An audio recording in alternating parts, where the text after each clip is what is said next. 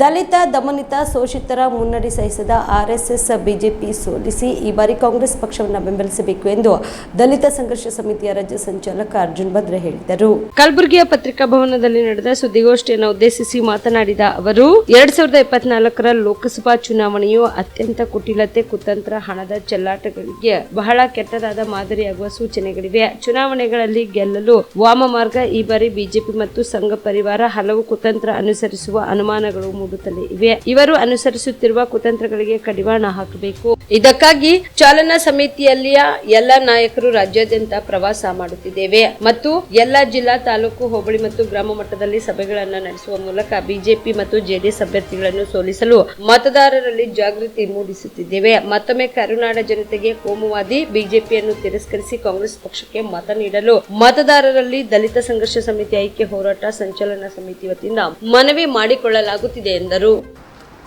ಇವತ್ತು ದೇಶದಲ್ಲಿ 18ನೇ ಲೋಕಸಭಾ ಚುನಾವಣೆ ನಡೆತಿರ್ತಕ್ಕಂಥ ಸಂದರ್ಭದಲ್ಲಿ ಬಹುಶಃ ದೇಶ ಹಲವಾರು ಚುನಾವಣೆಗಳನ್ನು ಕಂಡಿರ್ತಕ್ಕಂಥದ್ದು, ಚುನಾವಣೆಗಳನ್ನು ಜನರು ಮತ ಹಾಕಿರ್ತಕ್ಕಂಥದ್ದು.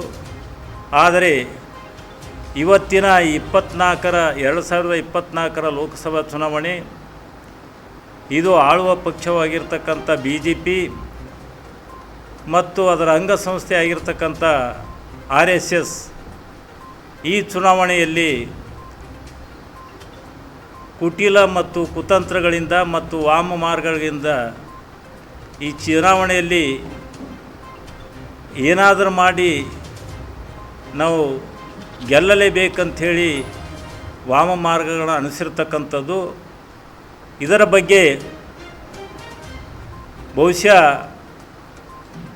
ನಾವು ಮರೆತು ಹೋದರೆ ಈ ಒಂದು ದಶಕದಲ್ಲಿ ಮಾನ್ಯ ಮೋದಿಯವರ ಆಡಳಿತದ ವೈಖರಿಯನ್ನು ನೋಡಿದಾಗ ಮತ್ತೆ ನಾವು ಬಿಜೆಪಿಗೆ ಮತ ಹಾಕಿದರೆ ಅದು ಬಹುಶಃ ಈ ದೇಶದಲ್ಲಿರ್ತಕ್ಕಂಥ ಜನತಂತ್ರದ ಅಡಿಪಾಯವನ್ನೇ ಅಲುಗಾಡಿಸಬಹುದು.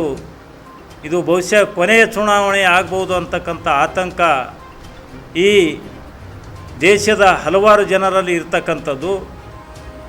ಇವತ್ತು ಪ್ರಮುಖವಾಗಿ ಬಿಜೆಪಿ ಮತ್ತು ಆರ್ಎಸ್ಎಸ್ ಇವರ ಜಾತ್ಯತೀತತೆ ಮತ್ತು ಸಮಾಜವಾದ ಅಂತಕ್ಕಂಥ ಪದಗಳು ಇವರಿಗೆ ಮೊದಲೇ ಹಿಡಿಸಂಗಿಲ್ಲ. ಈ ಸಲದ ಚುನಾವಣೆಯಲ್ಲಿ ಅವರು ಮಾಡಿರ್ತಕ್ಕಂಥ ತಯಾರಿಗಳು ನೋಡಿದಾಗ ಏನಾದರೂ ಮಾಡಿ ನಾವು ಅಬ್ಕಿ ಬಾರ್ 400 ಅಂತಕ್ಕಂಥ ಮಾತುಗಳು ಹೇಳಿದಾಗ ಅವರು ಯಾವ ರೀತಿ ಏನಪ್ಪ ಕುತಂತ್ರಗಳಿಂದ 400 ಅಭ್ಯರ್ಥಿಗಳನ್ನು ಗೆಲ್ಲಿಸ್ತಾರೆ ಅಂತಕ್ಕಂಥದ್ದು ನೋಡಿದಾಗ ಬಹುಶಃ ಇವರು ಒಂದು ದಶಕದಲ್ಲಿ ಸುಮಾರು ಏನಂತಂದರೆ 14 ಏನು ಇವರು ಪ್ಲ್ಯಾನ್ಗಳಿದ್ದು ಆ ಪ್ಲ್ಯಾನ್ಗಳು ಏನಪ್ಪ ಅಂತಂದರೆ ಒಂದು ಜಾರಿಗೆ ಬಂದಿಲ್ಲ. ಒಂದು ವೇಳೆ 14 ಪ್ಲ್ಯಾನ್ಗಳು 15 ಪ್ಲ್ಯಾನ್ಗಳು ಜಾರಿಗೆ ಆದರೆ ಬಹುಶಃ ದೇಶದಲ್ಲಿ ನಿರುದ್ಯೋಗ, ಬಡತನ, ಹಸಿವು, ರೈತರ ಸಮಸ್ಯೆಗಳು, ಇವತ್ತೇನಪ್ಪ ಸ್ತ್ರೀಯರಿರ್ತಕ್ಕಂಥ ಸಮಸ್ಯೆಗಳು, ಯಾವ ಸಮಸ್ಯೆಗಳು ಇರ್ತಿದ್ದಿಲ್ಲ, ಎಲ್ಲ ಸಮಸ್ಯೆಗಳಿಂದ ಎಲ್ಲ ಪೀಡೆಗಳಿಂದ ಮುಕ್ತವಾಗಿರ್ತಕ್ಕಂಥ ಭಾರತ ಆಗ್ತಿತ್ತು. ಆದರೆ ಅದು ಆಗಿಲ್ಲ. ಇದು ಸುಳ್ಳಾಗ್ಯದ. ಆದರೆ ಇದು ಆಗ್ಯವ, ಇದು ವಿಫಲ ಆಗ್ಯದ ಅಂತಕ್ಕಂಥ ಮಾತುಗಳು ಇವತ್ತು ಮೋದಿಯವರು ಒಪ್ಪುಗಳಲ್ಲ. ಇಲ್ಲ, ನಾವು ಎಲ್ಲ ನುಡಿದಂತೆ ನಡೆದಿದ್ದೇವೆ ಅಂತಕ್ಕಂಥ ಮಾತುಗಳು ಹೇಳ್ತಾರೆ. ಆದರೆ ನುಡಿದಂತೆ ನಡೆದಿದ್ದೇವೆ ಅಂತಕ್ಕಂಥ ಮಾತುಗಳು ಎಲ್ಲಿವೆ ಅಂತಂದರೆ ಜನರಲ್ಲಿ ಧಾರ್ಮಿಕ ಭಾವನೆಗಳನ್ನು ಕೆರಳಿಸಿ ಇವತ್ತೇನಪ್ಪ ಜನರ ಮಧ್ಯದಲ್ಲಿ ಏನಪ್ಪ ಅಂದರೆ ಜಗಳ ಹಚ್ಚಿ ಇವತ್ತು ಕೋಮುವಾದವನ್ನು ಉಂಟು ಮಾಡಿ ಇವತ್ತು ಆಧಾರ ಮೇಲೆ ಏನಪ್ಪ ಅಂತಂದರೆ ನಾವು ಜನರ ಮಧ್ಯದಲ್ಲಿ ಇವತ್ತು ಕೋಮುವಾದವನ್ನು ಗೆಲ್ಲಿಸಿ ಒಂದು ಮುಸ್ಲಿಂ ಮತ್ತು ಕ್ರಿಶ್ಚಿಯನ್ ಅಲ್ಪಸಂಖ್ಯಾತರ ಒಂದು ಭಾವನೆಗಳಿಗೆ ಏನಪ್ಪ ಧಕ್ಕೆ ಉಂಟು ಮಾಡ್ತಕ್ಕಂಥ ನಿಟ್ಟಿನಾಗ ಏನಪ್ಪ ಅಂದ್ರೆ ಇವತ್ತು ಮೋದಿಯವರ ಚುನಾವಣೆ ನಾವು ನೋಡ್ತಾ ಇದ್ದೇವೆ. ಕಾಮರೆಡ್ಡಿ ಆರ್ಥೋ ಮತ್ತು ಟ್ರಾಮಾ ಕೇರ್ ಆಸ್ಪತ್ರೆ ಕಲಬುರಗಿ. Doctor S B. ಕಾಮರೆಡ್ಡಿ ಹಾಗೂ ಡಾಕ್ಟರ್ ಪ್ರತಿಮಾ ಎಸ್. ಕಾಮರೆಡ್ಡಿ ಸಾರಥ್ಯದಲ್ಲಿ ಕಳೆದ 11 ವರ್ಷಗಳಿಂದ ಸಾವಿರಾರು ರೋಗಿಗಳಿಗೆ ದಿನದ 24 ಗಂಟೆ ತುರ್ತು ಸೇವೆ ನೀಡಿದ ಶ್ರೇಯಸ್ಸು. ಆರ್ಥೋ ಚಿಕಿತ್ಸೆಗೆ ನುರಿತ ವೈದ್ಯರ ತಂಡ, neuro surgery, joint replacement surgery, interventional pain clinic, plastic surgery, facial maxillo surgery, ದಿನದ 24 ಗಂಟೆ ಲ್ಯಾಬ್ ಸೌಲಭ್ಯ, ದಿನದ 24 ಗಂಟೆ ಮೆಡಿಕಲ್ ಸೌಲಭ್ಯ, ಡಿಜಿಟಲ್ ಎಕ್ಸ್ರೇ, ದಿನದ 24 ಗಂಟೆ ಬ್ಲಡ್ ಬ್ಯಾಂಕ್ ಸರ್ವಿಸ್, ದಿನದ 24 ಗಂಟೆ ಆಂಬ್ಯುಲೆನ್ಸ್ ಸೌಲಭ್ಯ.